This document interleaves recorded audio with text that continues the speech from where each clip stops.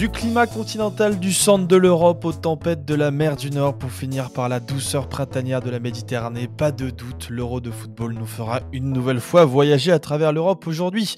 Bienvenue à toutes et à tous dans cette nouvelle quotidienne spéciale Euro 2024, épisode 7. Après les 3 matchs du jour hier, on garde le rythme, 3 nouveaux matchs aujourd'hui, un alléchant Serbie-Slovénie à 15h qui sent bon les Balkans et l'ex-Yougoslavie. Flo nous racontera pourquoi ces deux nations ont fait du sport un élément central de leur diplomatie. 18h, un Angleterre-Danemark qui a ressuscité chez Alex de vieux souvenirs vikings du 9e siècle, à l'époque où ses jambes ne ressemblaient pas à celles d'un danseur étoile de l'Opéra de Paris. Et à 21h, sortez les paréos, les lunettes de soleil et l'huile d'olive, direction la Méditerranée, avec le choc de ce premier tour Espagne-Italie. On y parlera bouffe et régionalisme. Avant de vous présenter mes compères du jour, n'oubliez pas ce soir notre nouvelle conférence en direct de la Cité Fertile, l'éducation dans le football, laisse pas traîner ton fils, c'est le titre de cette nouvelle conférence, évidemment avec une petite référence aux amis de NTM. Nous serons accompagnés pendant cette conférence de Yacine Amned, auteur de Les hors-jeux du football français, un bouquin qui est paru il y a quelques années et qui retrace justement les déboires qui existent dans le football amateur, notamment. Pour m'accompagner donc aujourd'hui sur ce délicieux programme, j'accueille avec moi mon tonton du bled préféré, celui qui voulait rester à la cité, Ben Yaya. Du coup, il a ramené ses amis. Là, comment ça va, mon Alex? T'es trop chaud. Ouais, Très belle intro. elle était un Très peu belle technique, intro. celle-là. J'ignorais que t'avais un petit côté Jacques Brel aussi pour le tout début de la chronique et putain, t'as chanté quoi. Ouais, c'est beau, hein, magnifique. J'ai les poils. Lui aussi est tonton. Le problème, c'est que le bête s'appelle Ligny-le-Châtel et qu'il est dans Lyon. Comment ça va, mon Flo? L'avantage, c'est qu'à la JOCR et du bon vin. Ça va très bien. Impeccable. Bon, messieurs, gros programme aujourd'hui, des chroniques un petit peu longues, donc on ne perd pas de temps. T'as pas trouvé de rappeur originaire de Serre? Bah, pas tant, il y en a ou pas? Ah, il y en a un qui a annoncé un Olympia.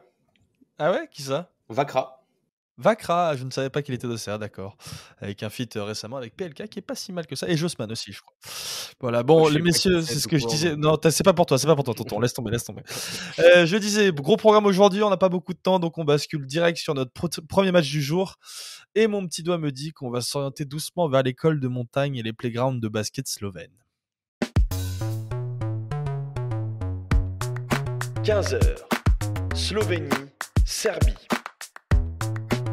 Serbie-Slovénie, deux pays de Yougoslavie, pas franchement amis, mais sportivement pas pourris.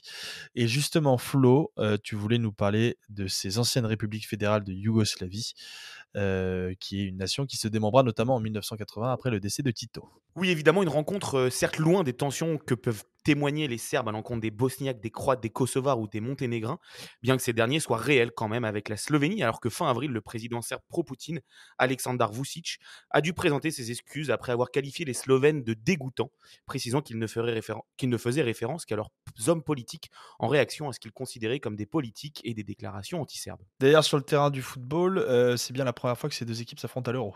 C'est justement pas la première fois. Les deux équipes s'étaient en effet rencontrées en phase de poule de l'Euro 2000 dans un contexte bien différent de celui d'aujourd'hui puisque la Serbie portait encore les couleurs yougo.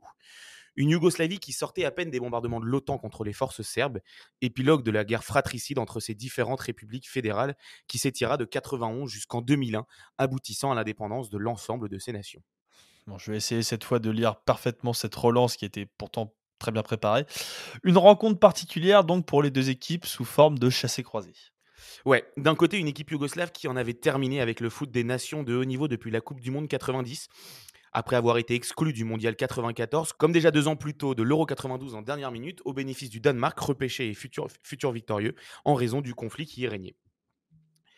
Le tout, bien qu'ayant obtenu son billet pour cet Euro 2000 après une phase de qualification électrique aux dépens de leurs frères ennemis croates et macédoniens.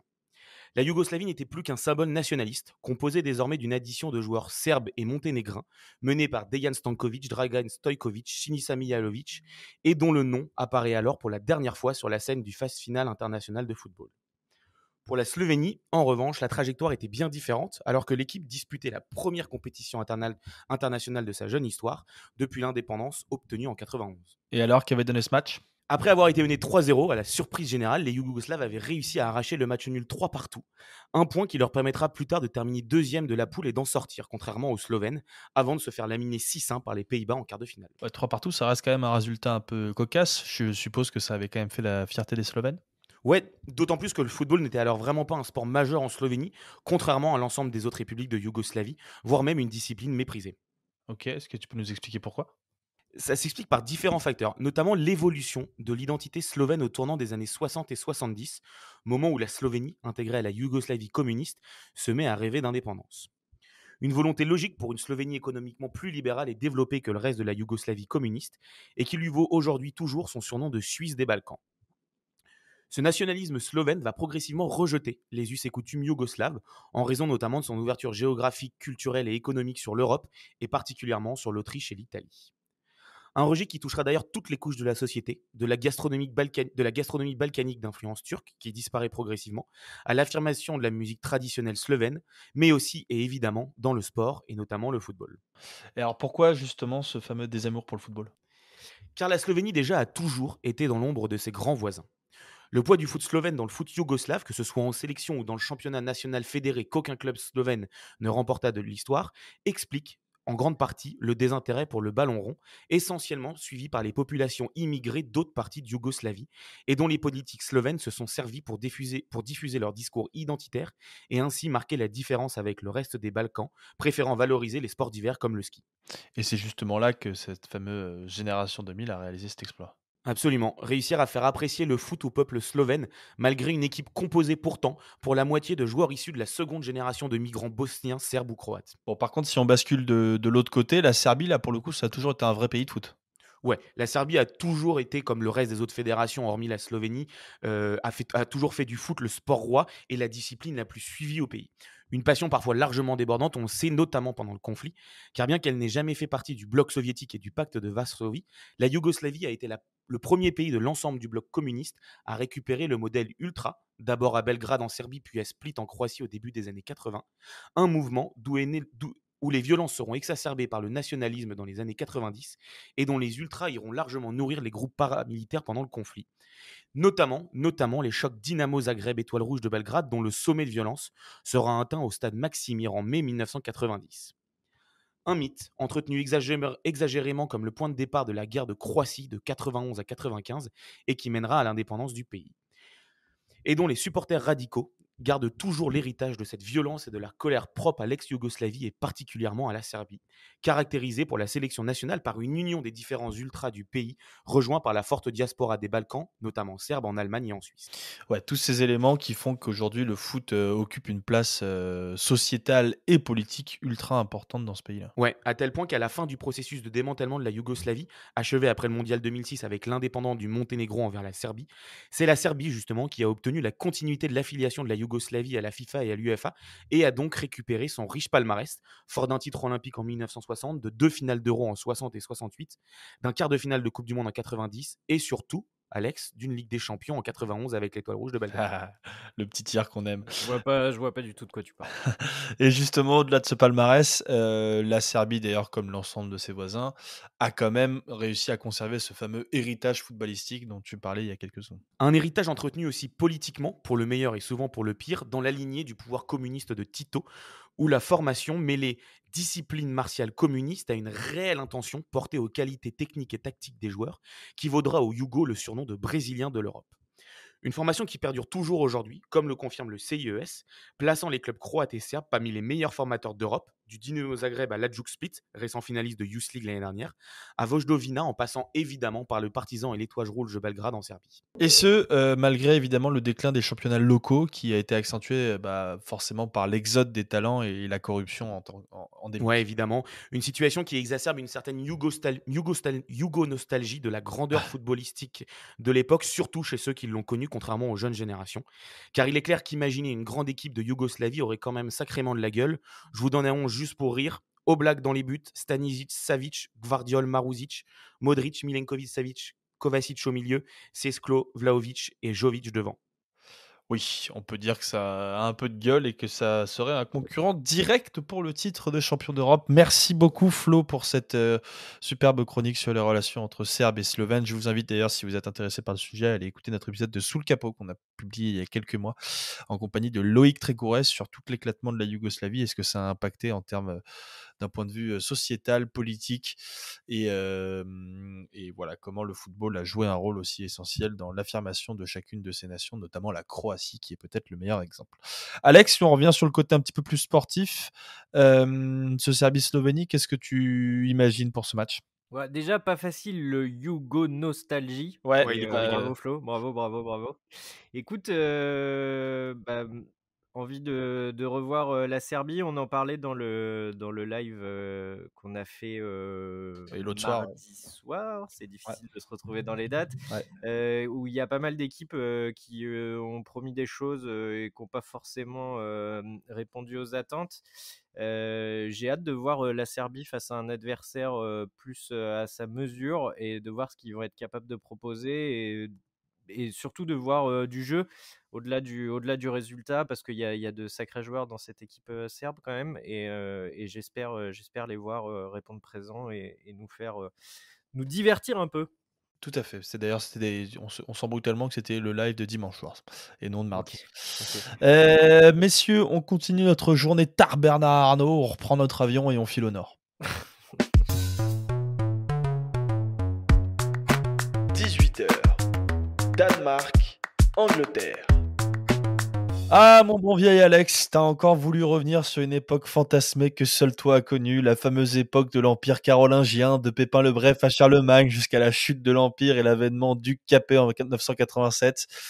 Et justement, fin du Xe siècle, c'est là que tu voulais en venir, Alex. Ah, jeunesse, ces chroniques me replongent avec tristesse dans cette foutue année 1002. Parce que oui, j'étais là, et c'est bien un massacre qui s'est produit au Xe siècle entre Danois et Anglais. Et comme d'habitude, on va commencer par un petit point de contexte. L'île est alors sous domination anglo-saxonne, mais les multiples invasions vikings du Nord font que plusieurs colonies danoises s'installent sur le territoire. Insupportable pour le roi anglo-saxon de l'époque, Æthelred II, qui s'apprête à prendre Le la fameux. pire... Oui, le fameux. J'ai quand même demandé à Tom comment ça se prononçait. Æthelred II qui s'apprête à prendre la pire décision de sa vie, digne d'un médiocre stratège de guerre. Et donc, le 13 novembre 1002, jour de la Saint-Brice, il fait massacrer les Nordiques installés sur son île. Il y a des moments, je me dis, les gens qui nous découvrent et qui arrivent au milieu d'une chronique comme ça, ils doivent pas du tout comprendre quel est le lien avec le football. Bon, du coup, Alex, on imagine que ça doit un petit peu lui peser sur la conscience à notre ami Æthelred, mais c'est plutôt courant à l'époque et on tue un petit peu à tour de bras. Et justement, est-ce que tu peux nous expliquer pourquoi c'est donc la pire décision de sa vie? Parce que ce que notre ami Æthelred ignorait, c'est que parmi les victimes se trouvait la sœur et le beau-frère du roi du Danemark, le bien nommé Sven à la barbe fourchue, sorte de Simon Kier énervé dont le sang n'a fait qu'un tour. Et le moins que l'on puisse dire, c'est que Barbe fourchue ne va pas y aller de main morte. Il réunit une armée et part en direction de l'île, accompagné de son fils Nut, et l'attaque est foudroyante. Elle transperce les lignes anglaises et très vite les Danois prennent la ville de Canterbury et ils exécutent l'archevêque au passage. Côté anglais, la stupeur est totale. Acculé, perdu et lâche en plus d'être sanguinaire, Æthelred est incapable de faire face à l'invasion et la défense anglaise prend l'eau de toutes parts. Le roi s'enfuit en Normandie chez son beau-frère, le duc Richard, et observe depuis l'autre rive son pays se faire dominer par l'armée danoise. Barbe Fourchue prend donc le contrôle de l'Angleterre, mais ne régnera que 5 semaines et meurt le 3 février 1014. Son fils prend alors le pouvoir, mais depuis la Normandie, Æthelred prépare la contre-attaque.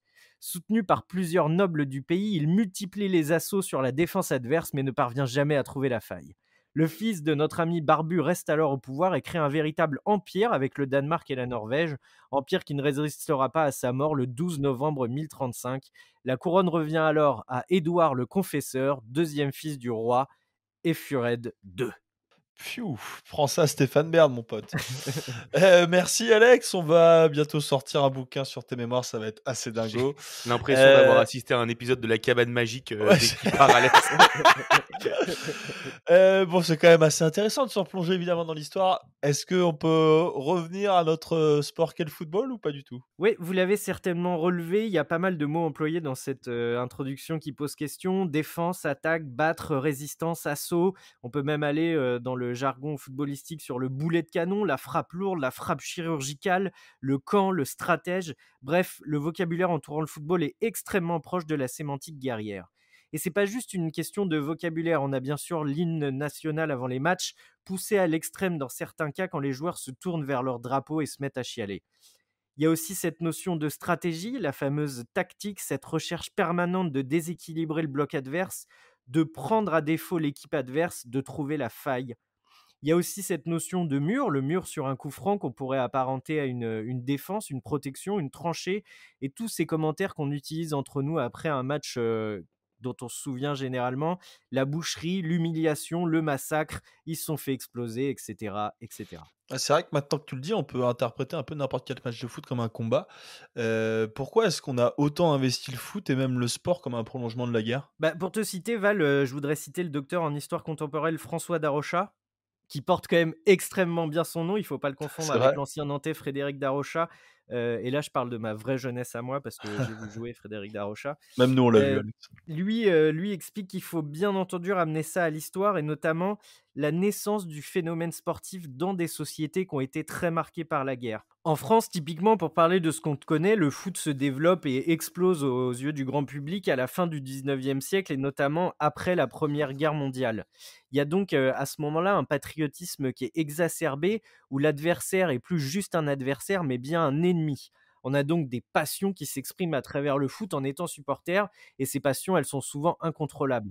Et j'ai pas besoin de vous citer des fights entre hooligans pour ça. Si on avance dans le temps, on peut citer des mouvements presque pacifistes, mais qui témoignent quand même d'un rapport un peu guerrier. Je vais prendre par exemple la naissance de la tribune Boulogne au Parc en 81 et un match contre Nantes où les supporters de l'époque étaient simplement descendus dans la tribune pour piquer les drapeaux des Nantais. Parce qu'à l'époque, le parc était un peu une zone où c'est les supporters adverses qui avaient toujours l'avantage et qui chantaient plus fort. Et ben, les premières manifestations d'appropriation du stade, c'est juste de on baisse les drapeaux, ici vous n'êtes pas chez vous, vous êtes chez nous. Ouais, et le foot de manière générale regorge quand même de pas mal d'exemples où, bah, justement des passions se sont exprimées sans vraiment de discernement ou sans prise de distance, quoi. Ouais, et j'aimerais vous citer un autre exemple et vous parler d'un journaliste qu'on adore tous et qui bosse chez RMC, c'est Paulo Breitner. Il n'y a pas si longtemps, il a raconté comment il était tombé amoureux de l'Allemagne. Et pour lui, tout démarre à partir du France RFA de 1982 et l'agression de Schumacher sur Patrick Battiston. Pour les plus jeunes, je vous laisse écouter l'archive de l'époque. Et encore une fois, Schumacher. Il n'a pas fait le voyage. Non, pour regardez, rien. regardez où il va mettre son pied, Schumacher. Regardez. Voilà. Ah oui. Alors, une fois, ça va, mais ça échappe chaque fois Ouais. dessus corner. Ça finira dans un tragique 3-3 et une défaite au tir au but. Et si notre génération à nous a été davantage traumatisée par le coup de tête de Zidane en 2006, je vous laisse imaginer les réactions dans la société à l'époque. Ça a été un déferlement de haine envers les Allemands et tout le monde a participé entre la presse et les supporters. Le fameux Schumacher s'est fait traiter de nazi, il a reçu des menaces de mort, ses enfants ont été menacés. Il y a eu une résurgence à ce moment-là d'une époque trouble qui a bouleversé l'Europe en 39-45, un retour d'une haine viscérale contre l'allemand, contre le Bosch, c'est comme ça qu'on parlait à l'époque dans la presse et au café. Et pour l'anecdote, c'est ce sentiment de haine qui a poussé notre ami Paulo Breitner à prendre le contre-pied et justement s'intéresser à l'Allemagne. Alex, je comprends très bien ce que tu me racontes entre les liens justement entre football et guerre, mais un match de foot en lui-même est évidemment régi par des règles. On n'est pas sur un champ de bataille. Au contraire, justement, c'est la structure, le plan de jeu, le déséquilibre et la maîtrise des émotions qui souvent font gagner un match à une équipe et pas forcément le contraire, si. Bah, complètement, Val. Et maintenant, la violence, elle est plutôt du côté des marchés financiers, des marchés des transferts, des budgets des clubs, des dirigeants, bref, tout ce petit monde dont on a parlé dans l'excellente conférence à la Cité Fertile avec Jérôme Latta et David Guzman et que je vous recommande, que vous pouvez retrouver sur tous nos réseaux. Elle est aussi évidemment du côté des hooligans et de certains ultras structurés comme une armée. On a bien évidemment le capot et puis des noms de groupuscules qui sont quand même une apologie de la violence et de l'armée et de la guerre. Mais le but de mon propos ici, c'est pas de dire que c'est bien ou que c'est mal, c'est juste de vous expliquer d'où ça vient et de conclure, pardon, comme toujours, que le football Et c'est pour ça qu'on en fait un podcast, c'est pour ça qu'on veut vous en parler tous les jours, c'est pour ça qu'on est à la Cité Fertile, c'est que le football, et Flo l'a très bien dit tout à l'heure, c'est comme la vie. Pour réussir, on peut tricher, on peut bosser, on peut avoir de la chance, on peut se sentir floué, on peut exprimer des émotions insupportables, on peut exulter, on peut pleurer, on peut haïr, on peut insulter, et certains vont même jusqu'à frapper, certains vont même jusqu'à faire la guerre. Et bref, tout ça, que ça vous plaise ou non, c'est le football, c'est la vie, et c'est la société qui nous entoure, avec son lot de génie, son lot d'abrutis, et entre les deux, on s'y amarre. Eh ben Alex, c'est magnifique. Et tu sais quoi? Je repartirai à la gare avec toi tous les jours après cette chronique. Tous les jours, mon pote. Il n'y a aucun doute.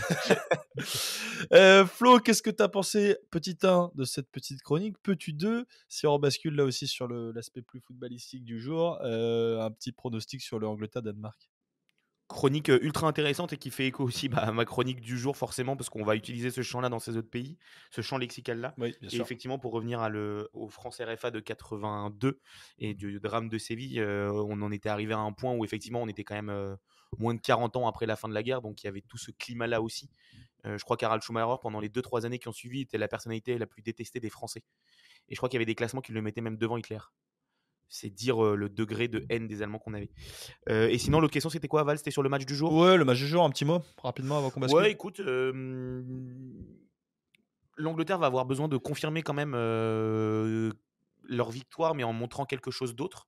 Là où le Danemark est déjà, je vais pas dire au pied du mur, mais a été contre-performant contre la Slovénie en ouverture et va avoir besoin de points.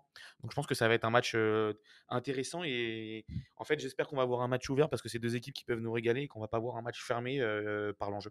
Alex, t'as 20 secondes si tu veux réagir. Non, j'attends énormément de l'Angleterre et du Danemark qui m'ont tous les deux déçus sur le premier match et j'espère qu'on va avoir quelque chose de mieux, mais j'en suis pas sûr du tout. Très bien. Je disais 20 secondes parce qu'on a une chronique très complète qui arrive aussi. Et justement, on va remonter dans notre jet pour une dernière bronzette avant le choc de ce soir. 20h. Espagne, Italie. Ah, la Méditerranée, ses douces plages, ses beaux paysages, son architecture, ses électeurs d'extrême droite. Oula, pardon, excusez-moi, je dérive. Revenons-en à nos moutons, puisqu'un délicieux derby méditerranéen a lieu ce soir entre l'Espagne et l'Italie, pour ce qui ressemble au choc de cette phase de poule. Et pour nous en parler, j'ai été rencontrer Pierre Raffard, spécialisé en géopolitique culinaire, et qui propose quelques parallèles entre foot et food. Et aujourd'hui, Italie-Espagne, on va parler évidemment de pasta, de pizza, de mozzarella, de jamon. Et surtout, on va parler de ce match Italie-Espagne, qui est donc aussi un derby culinaire, avec notamment une équipe qui part avec une petite longueur d'avance, si je peux me permettre. Ouais, alors ça, tu me prendras pas là-dessus, Valentin, parce que je te laisse totalement responsable de tes propos. Moi, je veux pas me mettre à dos des copains italiens ou des copains espagnols, hein. Espagnol pour le coup, c'est moi qui... C'est mon simple avis, j'avoue. Alors, de quoi tu voulais nous parler aujourd'hui? Cuisine et football. Quels sont tes prismes d'entrée là-dessus? Ouais, alors, comment dire, ce que je vais essayer de faire dans le bref temps qui m'est imparti, c'est une sorte d'équilibre entre football et cuisine. Et c'est-à-dire que la cuisine, comme le foot, ce sont finalement des super portes d'entrée pour comprendre les singularités sociales, politiques, culturelles, identitaires d'une société ou de société donnée. Et donc, je me suis dit, tiens, on va faire une espèce de petit jeu de l'esprit. Est-ce qu'il y a des rapports entre cuisine et foot dans le cas de l'opposition italo-espagnol. Et en fait, je vais prendre ma casquette de géographe, donc on est dans cette vaste ère méditerranéenne, donc de ces sociétés qui, depuis que l'a montré Brodel, des sociétés qui sont certes différentes, mais qui en même temps n'ont pas cessé d'être en rapport les unes avec les autres. Et donc je me suis dit, mais finalement, est-ce qu'il n'y a pas quelque chose à tirer de ça?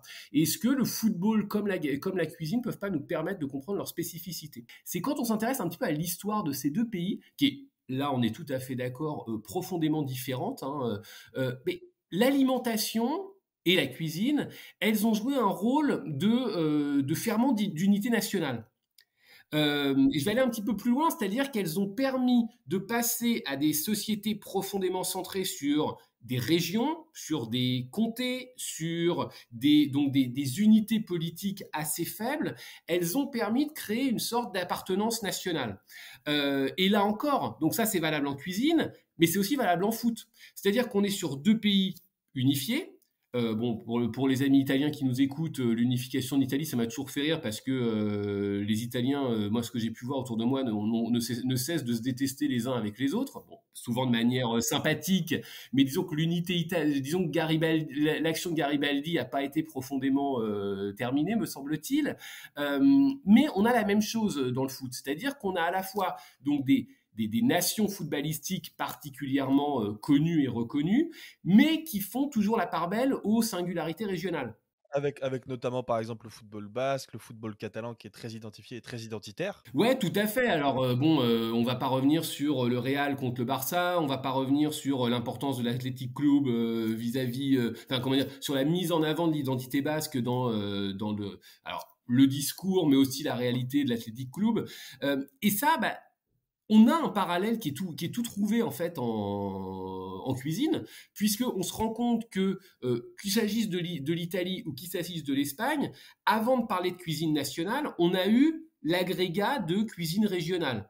On a la cuisine piémontaise qui est pas la même que la cuisine de Campanie. On a la cuisine, on va dire de Galice en Espagne qui est à des années-lumière de la cuisine andalouse, mais ces cuisines, par-delà leur dimension régionale, elles ont participé à l'unification et à la construction d'une appartenance nationale. Alors pour te donner, Valentin, 2 exemples, en Italie, alors il y a un livre qui est vraiment passé, qui est devenu un best-seller, alors à côté de Thierry Marx, c'est un petit joueur si tu veux, c'est un livre qui s'appelle, alors je m'excuse pour les auditeurs pour mon accent italien, donc La scienza in cucina e l'arte di mangiare bene, donc d'un dénommé Artusi, qui est publié en 1891, et qui en fait est une sorte de catalogue de recettes régionales qui sont présentées de manière nationale. Alors, 1891, on est juste 30 ans après l'unité politique de l'Italie. Donc, ce mouvement culinaire, il participe aussi à ce mouvement politique. Pareil en Espagne, alors pas à la fin du 19e, plutôt au début du 20e, donc en 1915, on a un livre qui s'appelle l'Indice Culinario, qui est écrit par un dénommé Bardari Mas Teodoro, qui là encore une sorte de dictionnaire de 900 recettes régionales, donc qui vont à la fois de la Castille à la Mancha, de la Galice à l'Andalousie, etc., même à la région valenciane. Et donc, là encore, une sorte de gros catalogue de spécificités régionales, mais qui participent à l'identité nationale. Donc, tu vois, on a un petit peu, je trouve, ce parallèle assez intéressant entre la bouffe et le foot, qui sont à la fois, parce que je disais au début, des éléments culturels qui participent à la construction nationale et au ferment national. Et ce qui est paradoxal, c'est qu'il y a donc 900 recettes chez les Espagnols et 790 recettes chez les Italiens. Donc voilà, l'équilibre se fait finalement assez naturellement. Tu voulais nous parler aussi justement de l'impact un peu religieux qu'il y a justement et l'idée qu'il y a que c'est des pays qui sont gouvernés par une idée collective. Ouais, c'est ça, c'est ça me semble aussi vraiment important entre cette Europe du Sud, donc profondément marquée par les valeurs catholiques, donc des valeurs qui mettent l'individu en retrait vis-à-vis du collectif, face à l'Europe protestante, où là, l'Europe protestante, comme l'avait montré par exemple Max Weber dans l'éthique du capitalisme, c'est là où est né le capitalisme véritablement, et un modèle à la fois de société intellectuelle, idéologique, religieux, qui met l'individu au centre. Et donc, là aussi, alors il faudrait qu'on creuse à 11e art là-dessus, mais je pense que la manière de voir la bouffe et de voir le jeu, de voir le football, est pas le même dans cette Europe protestante et dans cette Europe catholique. Une Europe protestante, allez, en Angleterre ou alors pas en Angleterre, mais on va dire en Allemagne, où finalement on se souvient de la Grande Allemagne, mais qui était des années 70, etc., qui étaient certes un collectif, mais avec des individualités qui prenaient quand même une place absolument fondamentale. Je pense à Beckenbauer, à Gerd Müller, à Paul Breitner, à qui tu veux. Donc toute cette grande Allemagne, qui était une association d'individualités, alors qu'on est plutôt dans l'Europe, comme je disais, dans l'Europe catholique, on est plutôt sur des équipes beaucoup plus centrées collectives. Et là-dedans, tu vois, vois, t'as la France qui est en fait un peu entre les deux, tu vois, entre cette Europe protestante et cette Europe catholique, qui a un modèle un petit peu bâtard entre ces deux polarités. Et donc, dans la bouffe, c'est la même chose, hein. D'un côté, une Europe protestante pas véritablement centrée sur le moment du repas, sur la commensalité, ce qu'on appelle la commensalité. Donc, la commensalité, ça vient de, manger ensemble. La commensalité en Europe protestante, c'est pas vraiment un truc très dans l'air du temps. Génial. Et justement, au-delà des fameux régionalismes dont tu parlais, que ce soit des régionalismes aussi peut-être religieux entre protestants et catholiques, ou même des régionalismes dans les pays en tant que tels, ce qui est paradoxal, c'est qu'aujourd'hui, on a des cuisines qui sont mondialisées. Ouais, tout à fait. Alors, moi, j'ai souvent l'habitude de dire que la cuisine italienne, c'est l'une des cuisines les plus mal connues. On a un resto italien à côté de chacun d'entre nous, mais c'est une cuisine excessivement mal connue, mais qui s'est quand même mondialisée. C'est-à-dire qu'elle s'est mondialisée à travers certains plats, ce qu'on appelle des plats icônes. Alors, tu as parlé en introduction de la pizza, de la pasta, de la mozzarella, donc des plats ou des produits. Et là encore, même chose pour l'Espagne, avec le ramon, avec les tapas, avec tout un ensemble de produits ou de plats quand même finalement assez simples, mais qui peuvent être adoptés par d'autres mangeurs. C'est un petit peu la même chose en fait avec le foot. C'est-à-dire qu'on est sur des cultures foot très très régionalisées, comme on le disait, voire parfois même régionalistes, mais qui se sont exportés. Un club comme l'Inter, un club comme la Juve, et un club comme le Real, comme le Barça, dans une moindre mesure, allez, on va dire... Ouais, le Napoli, le Napoli c'est peut-être un contre-exemple, mais un club comme je sais pas le Séville FC, etc. C'est des clubs qui certes ont un ancrage régional, mais c'est devenu des marques globales, un petit peu comme leur cuisine. Donc c'est assez intéressant, ouais, cette relation en Espagne et en Italie entre les échelles géographiques, quoi, entre l'échelle globale, l'échelle régionale et puis l'échelle locale. Merci beaucoup à Pierre pour cette petite chronique qui nous a évidemment donné un petit appétit. N'hésitez pas à aller déguster les meilleurs mozzarella de Paris. Je ne sais pas où d'ailleurs, je fais du teasing sans avoir aucune information là-dessus. On va plutôt basculer sur le match là encore rapidement parce qu'on a déjà été un petit peu long les gars. Un petit pronostic sur ce Espagne-Italie, ce petit choc de la phase de poule. Alex ? Moi, c'est clairement le match qui m'excite le plus depuis le début de la compète, hein. On a vu une Espagne assez exceptionnelle au premier match contre la Croatie. Des Italiens qui ont l'air d'avoir un collectif assez costaud et plus de profondeur de banc qu'on pensait. C'est dommage ils tombent en poule, donc on peut s'attendre aussi à ce que les deux équipes se regardent un peu et se contentent d'un nul en sachant qu'ils sont déjà qualifiés. Mais très très hâte de voir ce match. Ils ne sont pas officiellement qualifiés, mais disons que la première victoire, la victoire des deux équipes dans le premier match. C'est ça, et puis s'ils font nul ce soir-là, là c'est assuré, premier, voilà. Deuxième, et puis basta. Tu Exactement. Flo ? Je rejoins complètement Alex là-dessus. Et ma crainte là-dessus, c'est que ce match, qui est quand même le premier vraiment gros choc entre deux prétendants au titre, parce que même si l'Espagne-Croatie était très alléchant, on sentait que la Croatie était peut-être un petit peu plus dans le dur. Je trouve qu'il arrive trop tôt dans la compétition. Et c'est ce qui me fait craindre un match qui ne soit pas forcément sensationnel. On est d'accord là-dessus. Messieurs, merci beaucoup pour cette nouvelle quotidienne, très enrichissante, des chroniques passionnantes et qui, encore une fois, ont déconstruit, je pense, le mythe de l'apolitisme du sport, qui est évidemment une bonne chose, qui nous permet aussi au passage de vous rappeler d'aller dans les urnes et d'aller voter les 30 juin et 7 juillet prochains. Très important pour faire barrage à ce terrible Front National, Rassemblement National pour ceux qui préfèrent. Et puis l'occasion aussi pour moi de vous rappeler que nous serons ce soir en direct de la Cité Fertile pour une conférence sur l'éducation dans le sport en compagnie de Yacine Amned. Demain, là aussi, une nouvelle conférence encore à la Cité Fertile sur l'inclusion dans le sport. On sera avec Anouche Morel. Et samedi, encore une troisième conférence, mais je laisserai les présentateurs de la quotidienne des prochains jours vous annoncer tout ça. En attendant, évidemment, restez connectés, pensez à vous abonner, à liker, à partager, à commenter, tout ça est hyper important pour nous et pour le référencement.